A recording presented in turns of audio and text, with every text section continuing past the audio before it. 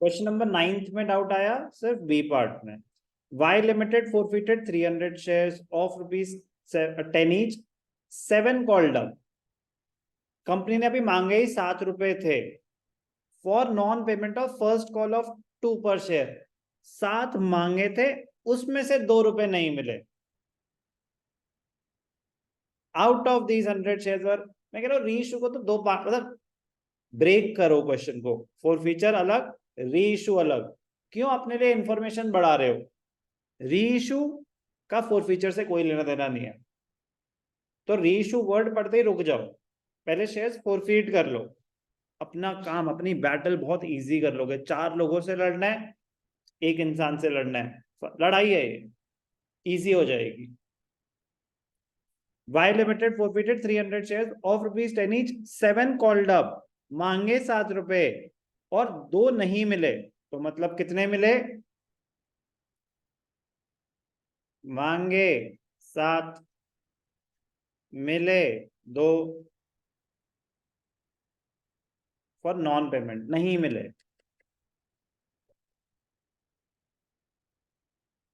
नहीं मिले 2, बाकी मिले कितने? 5। तो अमाउंट फॉरफिटेड कितना है? ₹5। चलो एंट्री क्या हो जाएगी? Share capital account debited, share capital account debited to calls in arrears, to forfeited shares, to forfeited shares.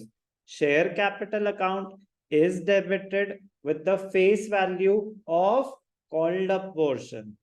कितने मांगे थे? 7। 300 shares, 7 called up, 7 3s are 21. Arrears did not pay ₹2, तो कितने रुपए दिए? ₹5। कोई भी डाउट? अब out of these 100 shares were immediately reissued at 6 per share. अब ध्यान से देखना, बड़ा मजेदार पॉइंट जो मैं आपको ऑलरेडी बता चुका हूं। अगर रीइश्यू के टाइम, अगर रीइश्यू के time paid up value given नहीं है, तो हम अज्यूम करते हैं कि जितने पहले मांगे होंगे उतने ही मांगे हैं अभी भी। रीइश्यू के टाइम कॉल्ड अप और पेड अप सेम होता है।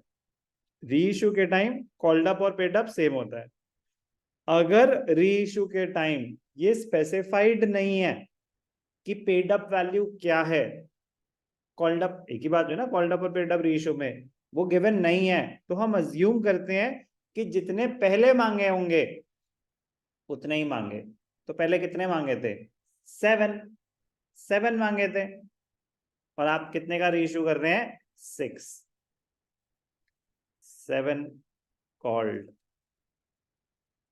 Paid up. ये रूल था जो रीइश्यू के टाइम रूल बताया था। तो 7 का 6 में रीइश्यू हो रहा है। कितने का रीइश्यू हो रहा है? 7 का 6 में। हम कौन सा पार्ट कर रहे हैं? बी। तो ये इंटरेस्टिंग कहानियां हैं। मैं आंसर की शेयर करूंगा, जिन्होंने अटेम्प्ट भी कर लिया ना बाकी सारे, प्लीज आंसर से कंपेयर करना, क्योंकि आपके पास आंसर तो है नहीं, तो इसलिए हो सकता है ना कि आपको लग रहा हो आपने सही करा हो, फिर भी डाउट आए तो नेक्स्ट क्लास में फिर इसके डाउट्स पूछना। मैं बता रहा हूँ चीजें इंटर रिलेटेड है, तो जब तक यहाँ पे हम कंसोलिडेट नहीं करेंगे, आगे प्रॉब्लम लेके चलेंगे, आगे का कॉन्सेप्ट नहीं कर पाएंगे। बैंक अकाउंट डेबिटेड,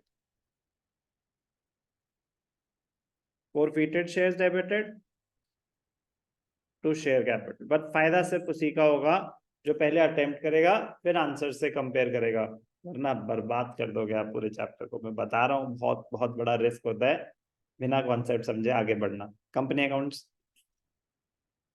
बहुत इंटर रिलेटेड है। चलो कोई नहीं, क्या कह रहे हैं? आउट ऑफ दिस 100 शेयर 7, तो मतलब 700, 100 मतलब कितने के? 600, 100 मतलब 100। कितने शेयर्स फॉरफिट हुए थे?